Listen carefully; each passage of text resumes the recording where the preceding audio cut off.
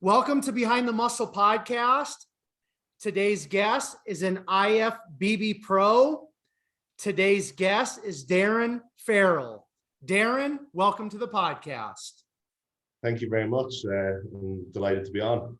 For sure, Darren. So you are taking time out of your Sunday to chop it up with me. So right away, I just want to say thank you. You're all the way over in Dubai. I'm here in the States, so it's pretty cool that we're able to have this conversation because of technology like Zoom. So I want to ask you, Darren, who are a few of your favorite bodybuilders of all time?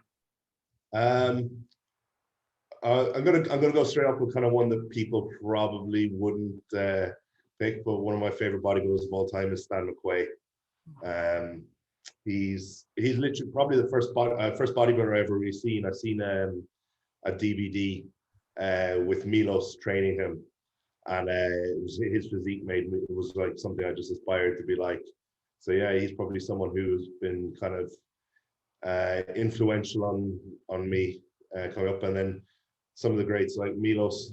I've always loved Milos. I've had the opportunity to train with him a few years ago out here in Dubai. Yeah, they're probably the two of my favorite. Very cool. Now, sometimes I like to ask my guests, and I'm going to ask you because I'm kind of curious. Are there any guys kind of like on the current IFBB circuit that you just really admire their physiques? And that can be open, that can be 212, it can be classic, it can be from all categories. However you want to take that. Are there some guys that you really look up to nowadays? Yeah, there's a couple. Brett Wilkins, someone I really admire recently. I think the way he's gone from classic to 212 to open, that's something you can't not respect. So yeah, him. Obviously being a classic competitor, you can't not say C-Bone. He's basically made this division for everyone. He's brought the popularity of it up, and he's really set the bar quite high for everyone else. Yeah, so they're probably two of the guys. And I really like Regan Grimes' physique. He's someone that I've trained with a few times. I know well enough. And yeah, I think his physique is something to aspire to be like. He's got the mass, but with also like the classic lines. Very cool. Very cool. So tell us, Darren, at what age did you start lifting weights? And then why did you start lifting weights at that age? I was 23 when I started lifting weights. And that was purely because I ended up in the gym for rehab after getting injured in sport. I played sport all my life really competitively. From a young age, I played hockey, but it was the field hockey version in Europe. So I played hockey for Ireland, and then I played soccer at quite a high level all the way as a kid, and then I played rugby in my later years professionally. And it was a couple of injuries that made me retire from those, and that's how I ended up in the gym and ended up with sort of bodybuilding. Very cool. All right, so I like to use that last question just to kind of transition into my guest's backstory. So talk a little bit about where you grew up, Darren. Talk about your childhood. Maybe talk a little bit more about the sports that you played, and family dynamics. Just paint that picture for a little bit for us up to about high school, and then we'll transition from there. Okay. I think I was pretty much born to be an athlete. My parents were both professional athletes. My dad was a professional soccer player. My mum played hockey and stuff for Ireland. So I think the first thing they had me do as soon as I could walk was I was doing gymnastics. So I had mobility for sport. And then I started playing soccer, started playing hockey, I played tennis. And soccer and hockey I played at very high levels in youth, like I think I started playing both when I was like 4 or 5. And then started playing representative of like county and international at the under 16 level. So that was kind of like everything in my life was geared towards that. School, even like when I went to university was sports scholarships. So everything for me was all about sport the whole way up. Now, so that's really interesting that your parents were pro athletes. Now, tell us, Darren, sometimes when somebody, maybe has like a high expectation on themselves from parents or from outside sources, that can put a lot of pressure on you. Did you ever feel like pressure to play sports because your parents were professional athletes, or was that just kind of the way of life and you never really felt any pressure from your parents or anybody from the outside? I never felt pressure from my parents. I felt a certain amount of pressure to live up to expectations, you know, to be successful. I was always quite well known as a sports person in Ireland, you know, from young ages, and had a lot of pressure on me within teams and stuff. But it was a way of life for me. You know, I loved it. You know, I loved every second of it. So talk about academics. Was that something that you enjoyed? Was that something you just did because you had to? What did that look like when you're younger? Academics for me were very much a secondary thought. However, it didn't mean that I wasn't. I did very well in school, and you know, I ended up.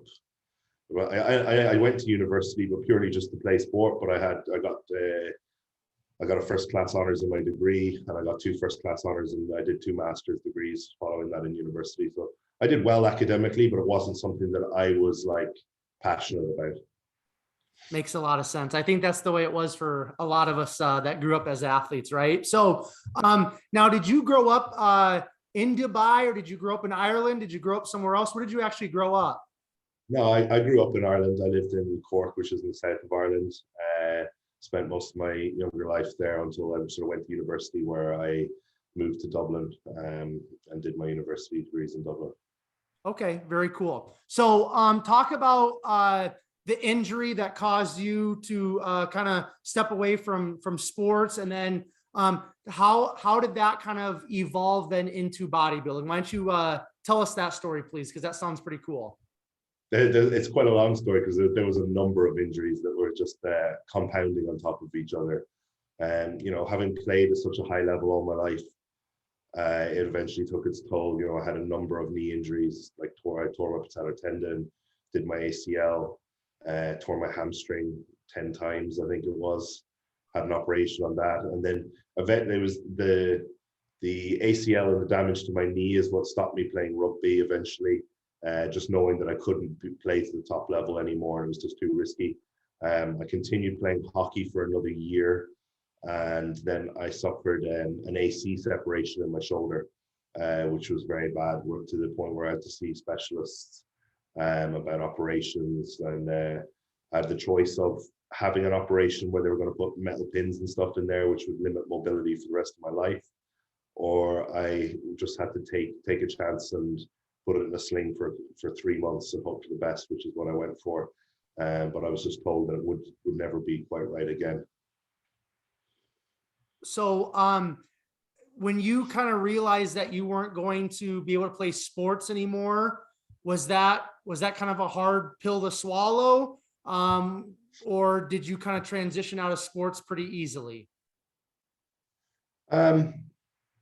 It was hard enough at first to accept.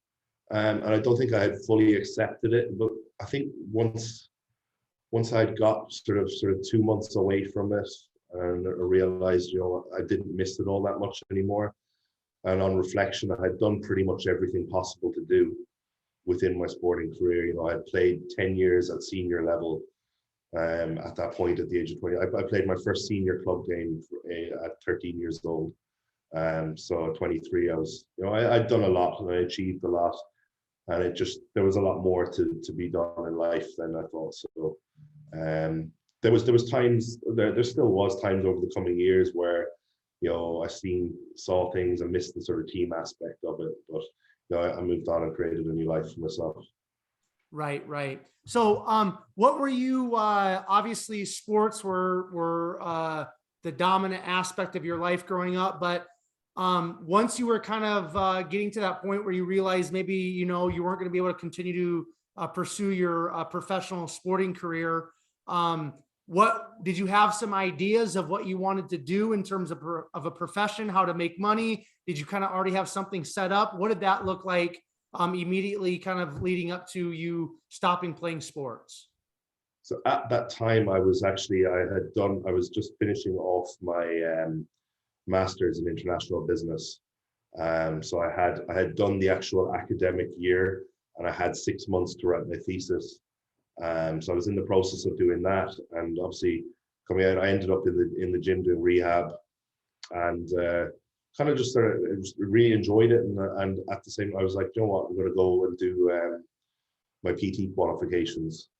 So while I was writing my thesis, I did my PT qualifications, and I did that, and I got a job working in a private personal training studio, which allowed me to work one-to-one with people, and I got sort of an insight into the nutrition aspect of things, and really enjoyed that. So I started doing a bit of research on that, and then I did a few courses of nutrition, and then applied for a master's in nutrition, which I then undertook, and that's basically led to the career what I do now. You know, I've been coaching for 10 years now myself. So yeah, it was a lucky transition. I didn't really know what I was going to do, but I just sort of fell into this world and loved it, you know, and just embraced every aspect of it. Yeah, no, that's perfect. So why don't we talk about you stepping into like actually competing as a bodybuilder? When did you kind of first get exposed to bodybuilding? You said Stan McQuay was kind of the first bodybuilder that you saw, I'm assuming maybe from a magazine or something, but talk about when did you get exposed to bodybuilding? And then when did you actually start deciding like, hey, I'm going to try to do a competition? Talk about that story a little bit. So there was a health club down like maybe about a mile away from where I lived. I started going there to do some cardio and stuff, and I started messing about with the weights. And there was a family friend of ours, the son was a few years older than me, and he used to train in there, and he kind of took me under his wing a bit, showed me how to train. And I just got really into it, and got in pretty good shape, got asked to do like a photo shoot. And I'd did this photo shoot, and someone was like, oh, there's a bodybuilding show on in a couple of weeks. And I was like, you know what, screw it, yeah, why not? Didn't have a clue. I rocked up to the show, didn't know how to pose, nothing.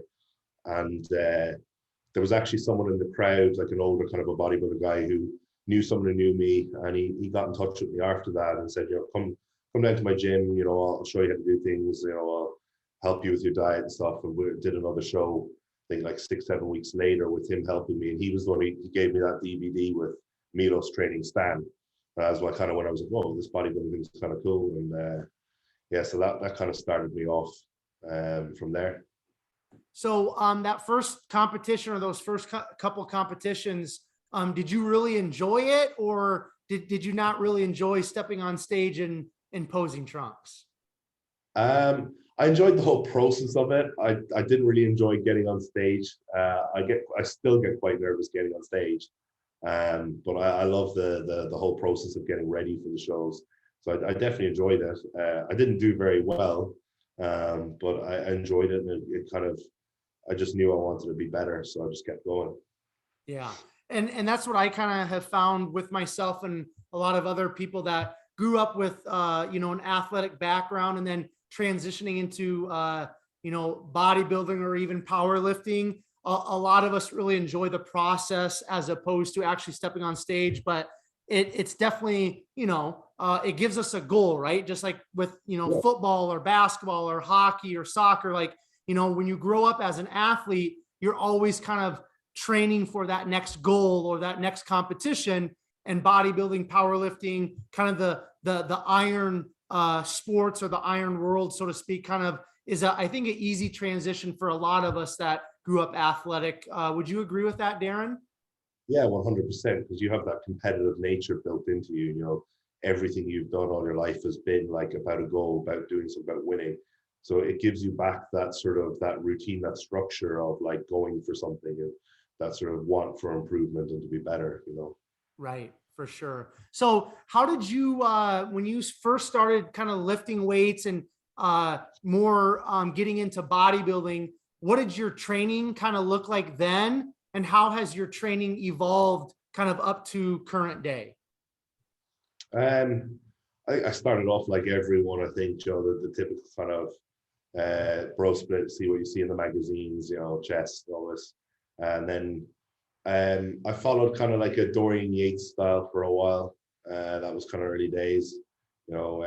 He was like, obviously, Ireland and the UK, Dorian was big, so there was a lot of influence from him on training.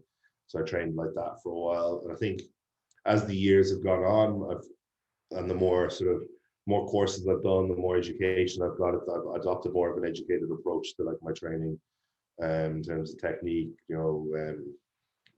frequency, volume, and everything.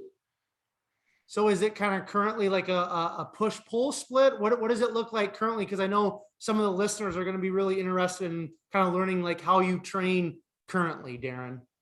So my training like right now is kind of like an adaptation of sort of a push-pull split, but it's very much geared towards my own personal like weaknesses and what I need to bring up. So like I'll just list it out. So I have like on a Monday I do a push session, which is chest dominance. So there's just a little touch-up work for delts and triceps.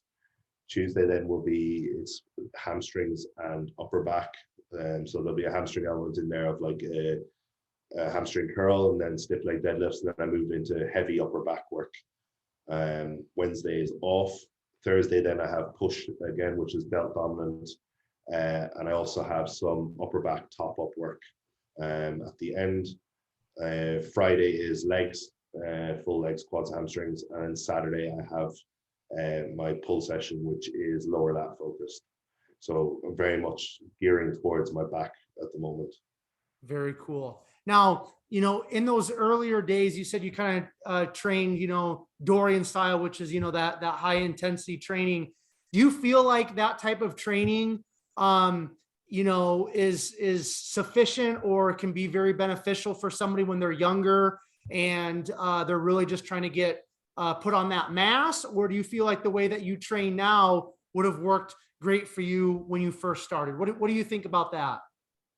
I think there's swings and roundabouts to it, looking at that style of training, doing that back then, sort of hitting that one body part once, each body part once a week.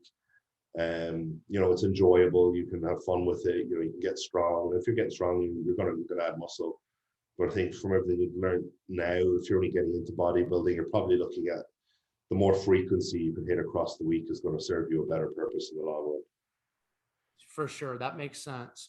So, who has been kind of like some big influences for you, Darren, in terms of your bodybuilding career? I mean, do you have like a current coach, or have there been some coaches or mentors that have really helped you along in this bodybuilding process for you? And if so, just talk a little bit about some of those influences, please.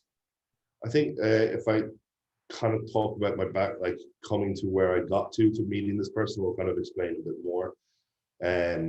So I obviously started bodybuilding at 23, did my first show at 24. I did a number of shows. So I did like 4 or 5 shows in Ireland, and then I moved to the UK, and I did, I think, maybe three or 4 shows there. Took a break for a while. I suffered with depression for a few years, so I didn't compete. And then I got married and I moved to Dubai. And I still struggled massively with depression. It probably got a lot worse when I was out here being sort of isolated away from family and everything, And that's when I ended up, I went back to competing. I worked with like some coaches, but nobody well known or anything like that.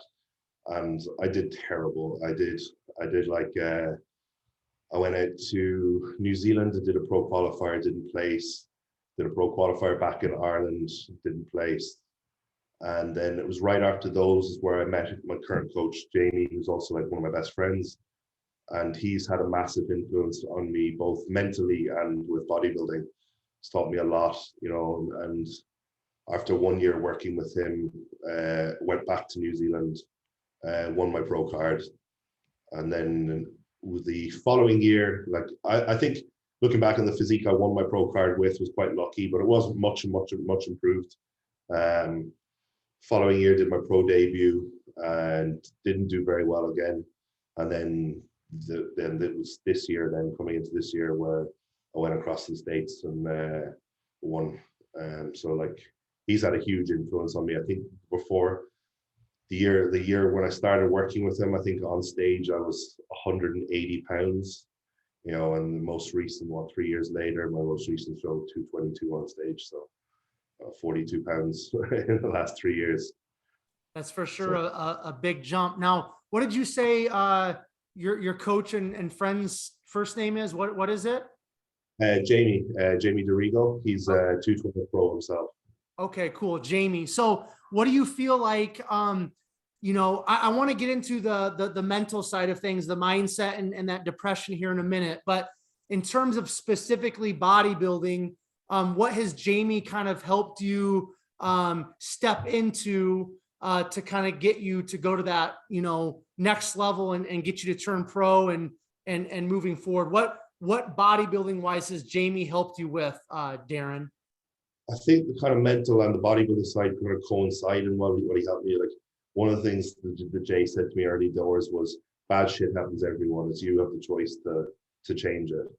And that's always kind of stuck with me. And he just taught me this mentality of just work for it, and train hard, work, and whatever you want is up to you. You have the ability to change it. So, it's like you can't sit around and feel sorry for yourself and just wait for things to happen. He's like, just go make it happen. And that's kind of the way, like, it kind of going hand in hand with me, becoming mentally stronger, then also becoming a better bodybuilder from that. Yeah, no, that makes a lot of sense. So let's take a step back. Then you mentioned depression, and this is a part of this podcast that I really enjoy because we see everybody on Instagram. We see the muscles, we see the tattoos, we see all the smiles and the trophies and all of kind of the highlights, right, on social media. But you're a human being. I'm a human being. Everybody listening to the podcast, watching it right now, we're all human beings. We all have struggles. We all have ups. We all have downs. So talk to me a little bit about depression. Talk about, what was that experience like? Why do you think maybe you've suffered from depression? And again, talk about that mindset shift that kind of helped you break through the depression. I guess I think I suffered from depression for quite a long time before sort of being diagnosed with it. I think it probably largely started coming to a forefront when I finished playing sport, losing kind of my identity, things like that. Going from someone who was very successful to not really knowing what I was going to be doing in life. And it sort of just spiraled from there, getting worse and worse and worse. I didn't really have a clear goal within life, and didn't feel successful, didn't feel like I was going anywhere. I suffered massively with anxiety, in social aspects, and just like what people thought about me and stuff like this, so it kind of spiraled out of control, and I just got into a massive funk where I just, didn't want to leave the house, didn't want to do anything, and I didn't deal with it, It's like, I think a lot, it's getting better, I think, for guys now, but like, I remember when eventually kind of going to see a doctor, they told me, like, hearing those words, it's like hearing it's like being told you have cancer, it's not something you ever expect. And it's kind of, you're a bit like, so, and I didn't really deal too well with it then, didn't really, I guess it's one of those things that you can only tackle it and get better if you want to. And I think for a number of years, I just let it be and just, was, for want of a better, quite happy to be that, just nothing, I guess. I didn't really see a way out of it. So was Jamie a huge catalyst then for you to kind of start breaking through that depression and overcoming it? Yeah, well, obviously my wife as well. She stood by me the whole way. She always supported me, always believed in me, and always did her best. But at the same time, I think that was that was a big part of why I struggled to get better from it, because she protected me, almost like, made excuses for me around people. If we were out in social situations, she'd see that I was struggling, and she'd talk and like distract people from it. And I think it was actually, we'd been here a year, and it got quite tough for her, and she needed a break, so she she flew to Greece to see her family for five weeks, I think it was. And during those 5 weeks, I got really bad, like with my anxiety. And it was then where Jamie kind of stepped in, was like, come on, you just need to just do the shit. And it was that kind of sink or swim at that point, you know. I either, you know, did it or, you know, didn't cope. And I was, from that point on, I was like, I kind of was one step forward, one step in front of the other, and just you know, realized that I could do things, you know, and I got more and more independent and more confident in myself. And that then translated into bodybuilding as well. You know, I started making steps forward there and becoming more confident in myself.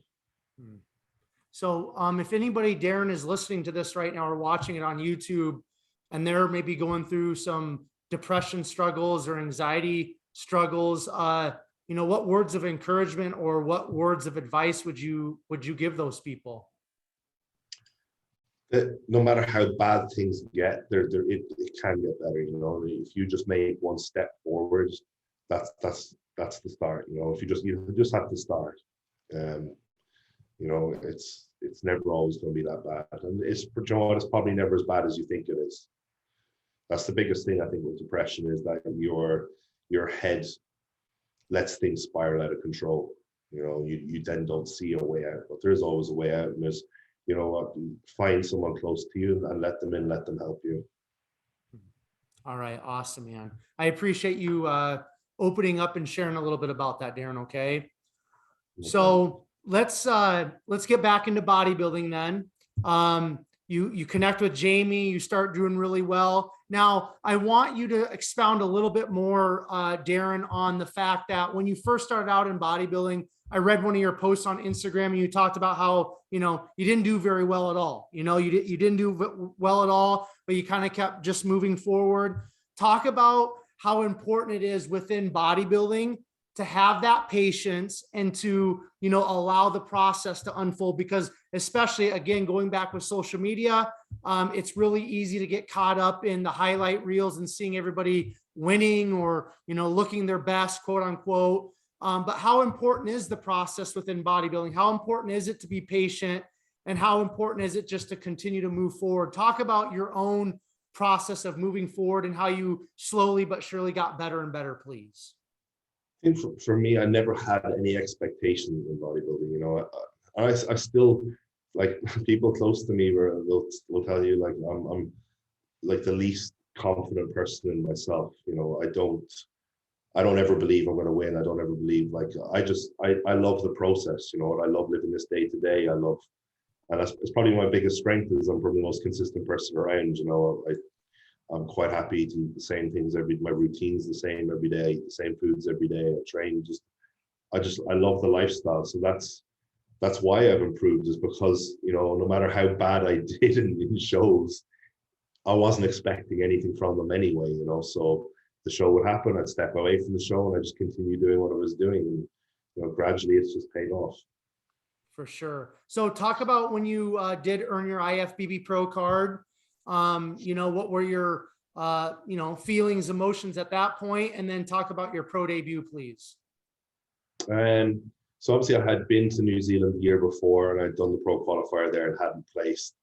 And, you know, I had just continued doing what I was doing another year and made a lot of improvements. And, you know, I was sitting there with Jamie, and he was like, you know what, he was like, because at the time he had just turned pro maybe a few months before, and he was looking at doing his 212 debut. So he was like, well, let's both go to New Zealand to do the 212 debut, and I'd compete, you know.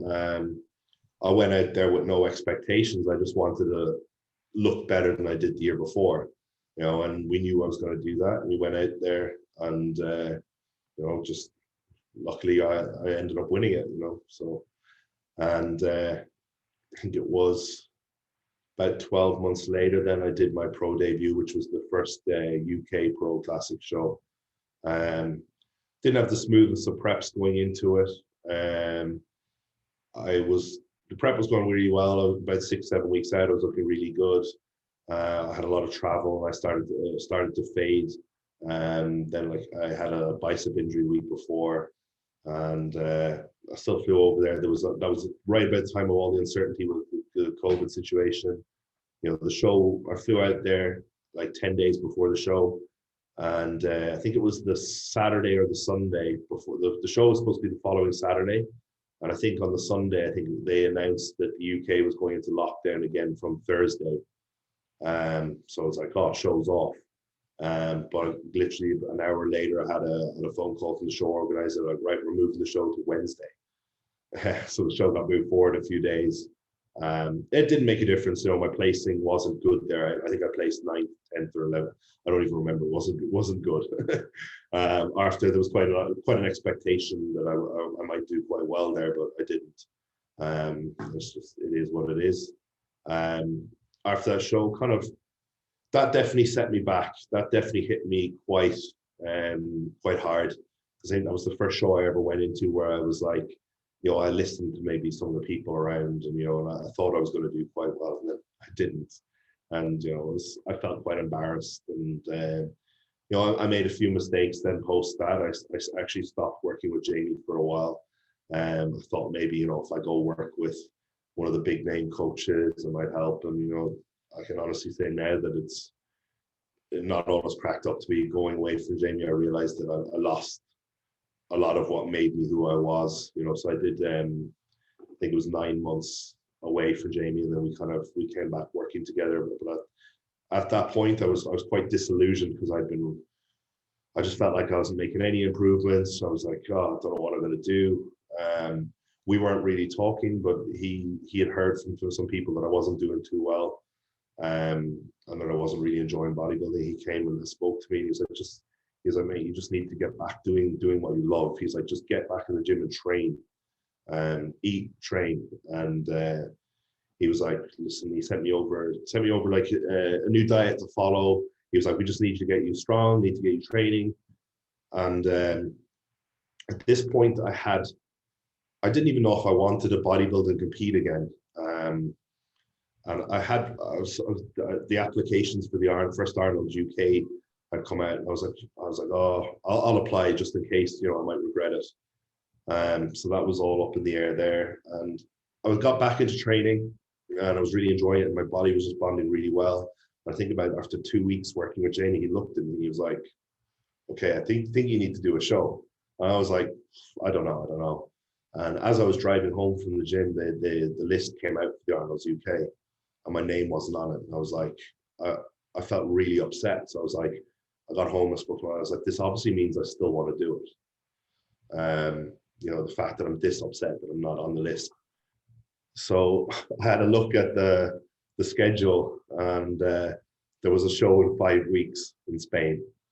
And I was like, I messaged Jay, and I was like, the show in 5 weeks, what do you think? He was like, let's do it. So I did a 5-week prep for Spain. And that was that big Europa Pro show this year. There was like 20 something competitors, like 7 or 8 people on the stage. We're on the Olympia then afterwards. So it was a very, very high standard show.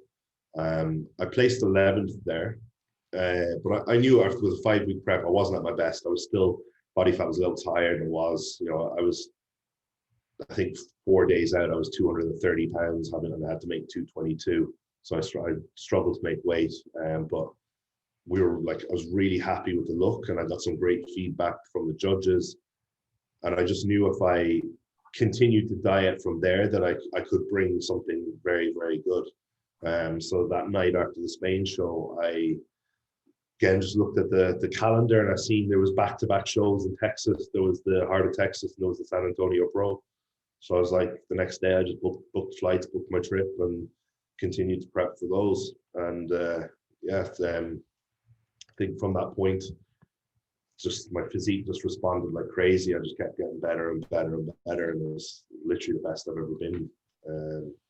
Again, I went out to the States, and it was literally my myself, Jay, like, right, it's America. Don't expect too much. I said, but if we can get a first call out, that's going to put your name on the map out there. And I turned up to the first show. It was first call out, dead center for the whole call out. I think a lot of people thought I was going to win that show. I ended up taking 3rd there, which I was delighted with. Having not had any expectations, I was delighted. So we're like, okay, good. So we got San Antonio next week. We know we can make a few improvements. Judges told me I could have been a little bit fuller. So we went into San Antonio a bit fuller, 2-3 pounds heavier. And yeah, got the win, which was just an absolute dream come true.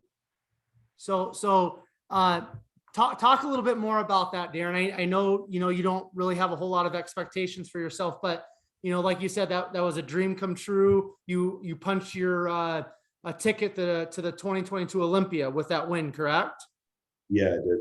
Okay, so I know you're a reserve guy and stuff, but that had to be just like overwhelming in the sense of just like feeling amazing, right? When you won, you got your Olympia qualification. Talk about some of those feelings and emotions after that win, because like you said, you came over to the States. You guys were kind of just hoping to get into a first call out with the 2 shows. You actually won one of them, got your Olympia qualification. What was going through your mind, man? Like the day after and the week after, what was that like for you personally?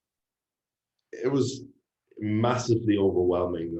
I'm someone who likes to be prepared, and it's something I wasn't prepared for, because I hadn't even, the thought hadn't even crossed my mind. So it was a bit like after I won in San Antonio, I walked out of the venue and into the hotel, went back up to my hotel room, and just sat in my bed in the room with just sat there. I had my videographer was there with me. I just sat there for 3 hours, just been like, what the hell? What's just happened? And yeah, it was crazy. So, and then had a few more days in Dallas then, and it was good. I made some really good friends in the destination. So I hung out there for a while and just took time to kind of take it all in, which I still like. Sometimes I still don't even really believe it now. Sometimes, it's only when people say it to me, I'm like, yeah, okay, I'm going to the Olympia this year. But yeah, so I was in Dallas for a few days. I flew back to Dubai, and I had 2.5 days here before I actually have to fly to Florida for the Olympia, because I had clients competing in the Olympia. So that was cool, because at least for me, it's the first time going to the Olympia. I got to experience everything and just kind of see what it's all about. I think, which will be massively helpful for this year, because I won't be sort of overwhelmed by it all. For sure.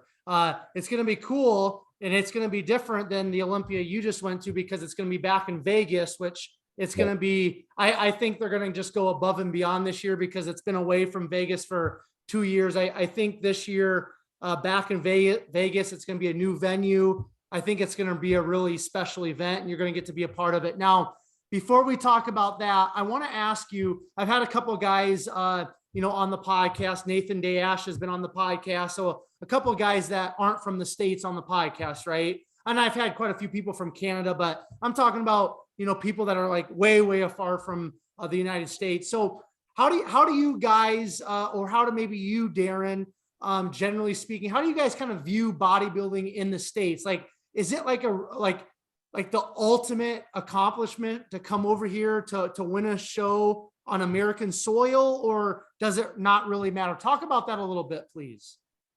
Definitely. I think it definitely does. I think if you want to do well in bodybuilding, you have to win in America, because it's the NPC is American, the Olympia is in America, the main judges are in America, it's like, I think you could win a show in Europe and qualify for the Olympia, and you'll turn up to the Olympia and the judges will be like, who's this?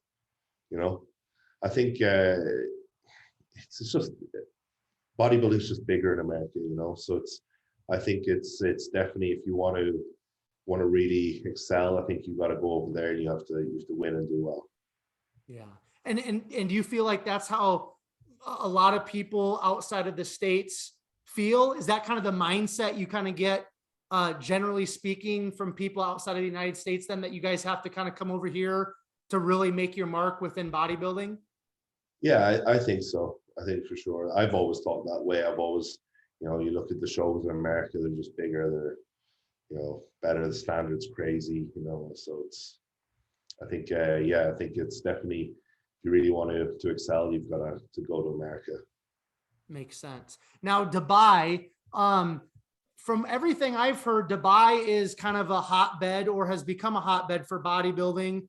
Talk a little bit about, why you decided to move to Dubai, and talk about the bodybuilding scene there. I mean, again, everything I've heard, there's some pretty awesome athletes over in that area. So why did you move to Dubai originally, Darren? And then talk about the bodybuilding scene there and kind of how things are there specifically for bodybuilding.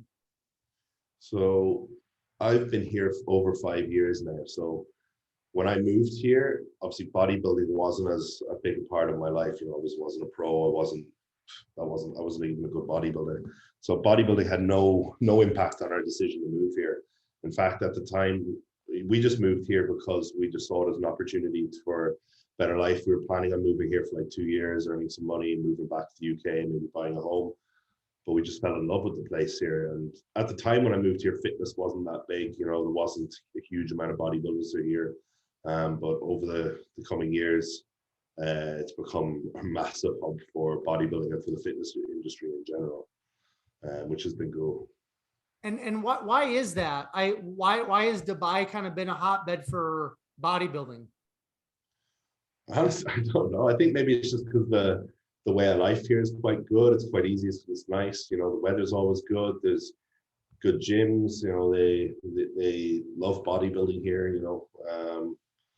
And it's, I think it's just a good opportunity. I think as well, if you work within if you're a coach or something, working within the fitness industry, if like for me, obviously in the UK, if I'm doing my online coaching, I'm self-employed, my tax bracket's like high, I'm paying a lot of tax. There's no tax and stuff here. So, working within this industry, you can earn a lot more money if you're living here.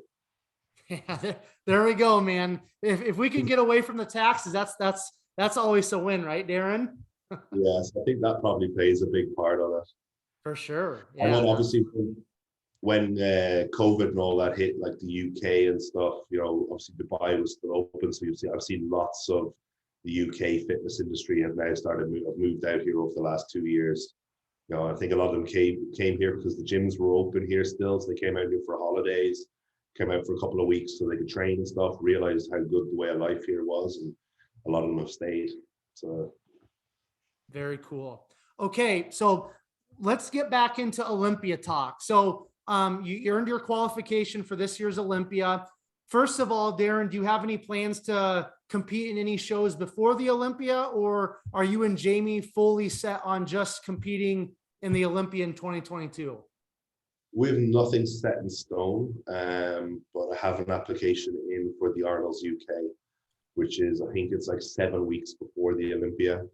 And that's purely because I know when I get in shape, I get better.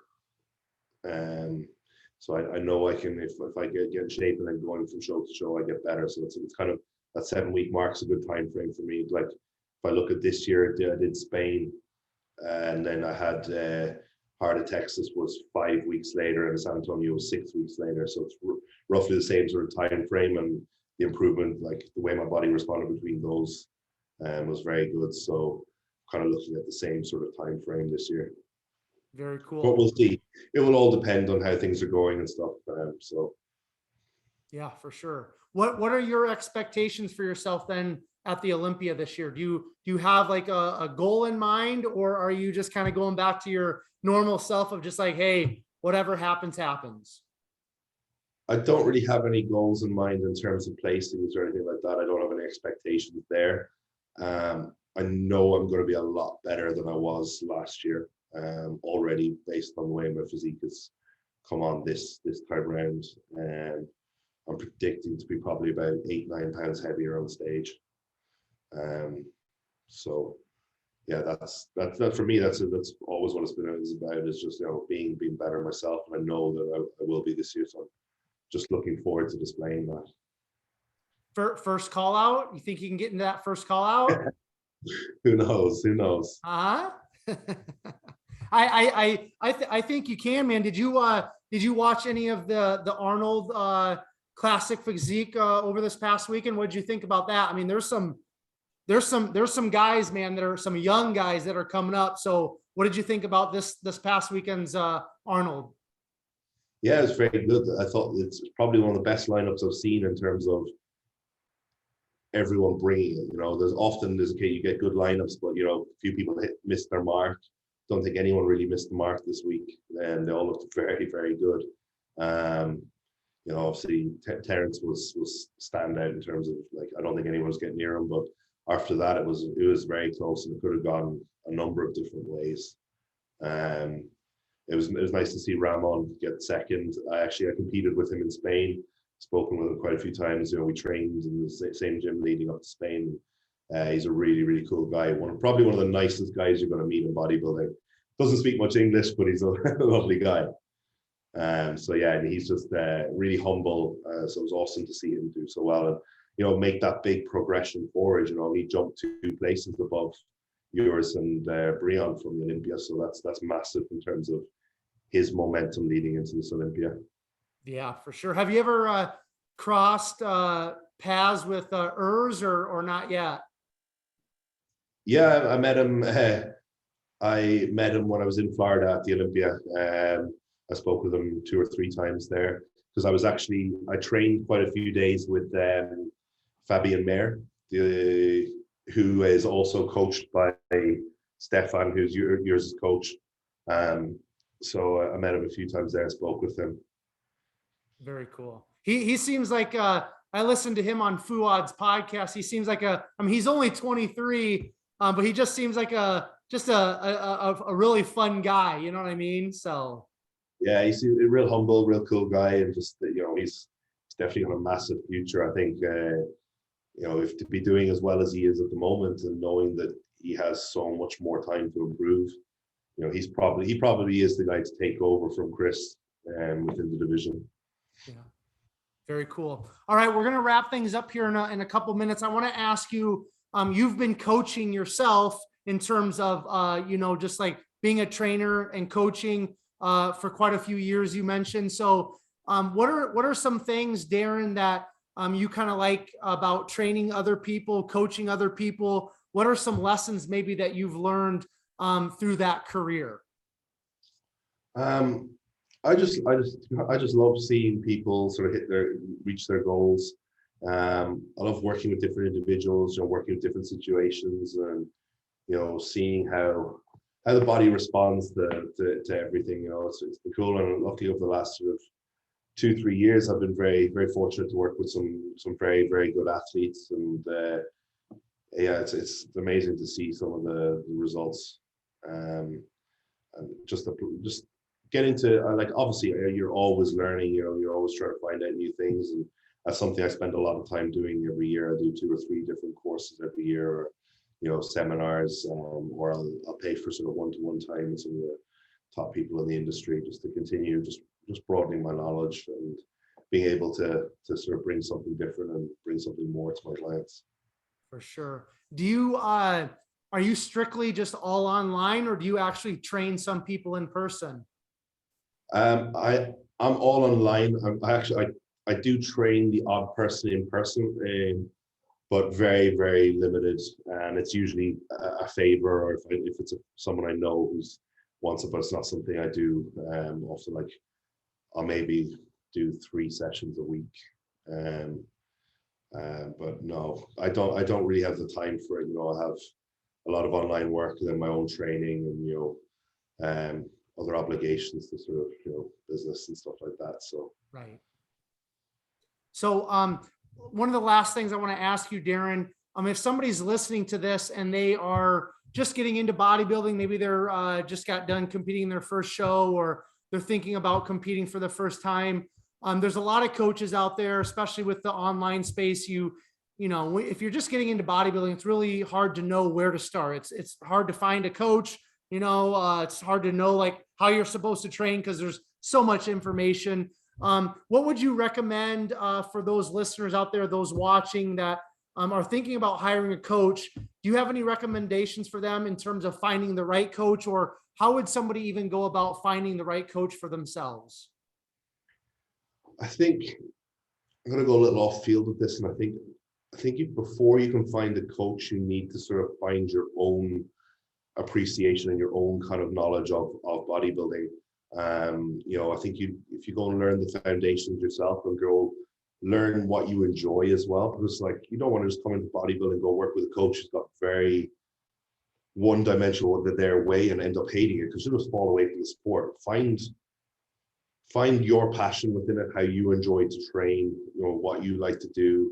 Learn the basics and learn some of the general stuff yourself, which is so readily available now through, you can go like J3 University, John Jewett. That's probably a little bit more advanced, but even like the Trained by JP has a subscription app. You can go there and you have everything from the very basics of setting up, upper lower beginner splits, setting up beginner nutrition, setting up like push-pull legs, everything, even basic sort of video tutorials on different drug compounds, things like that. So learn some of the basics yourself, have that, and then find some coaches, look at their methods, see, and then talk to one or two of them, see who you click with. That's also something I always say to them. Like, my clients all have like a personal relationship with me. Like they speak to me on WhatsApp, whenever they want. So this is something I always make very clear, is like the more conversation we can have and the more open you can be and the more information you give me, the more we can work together.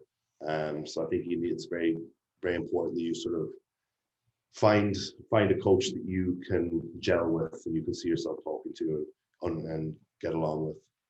Excellent.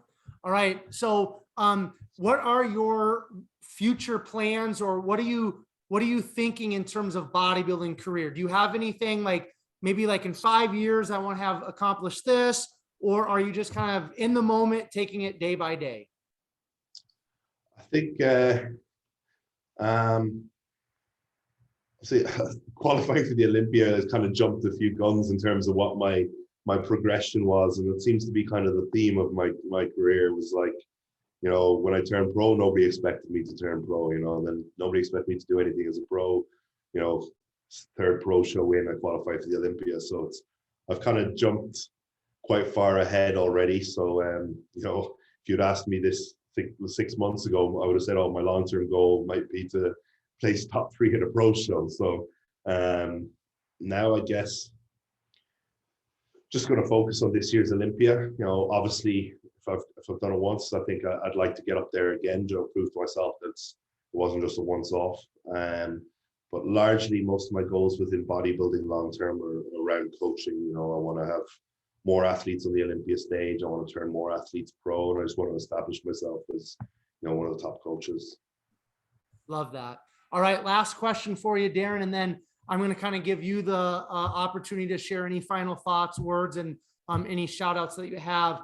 In terms of bodybuilding, what do you feel like bodybuilding has taught you, or what do you feel like bodybuilding has given you?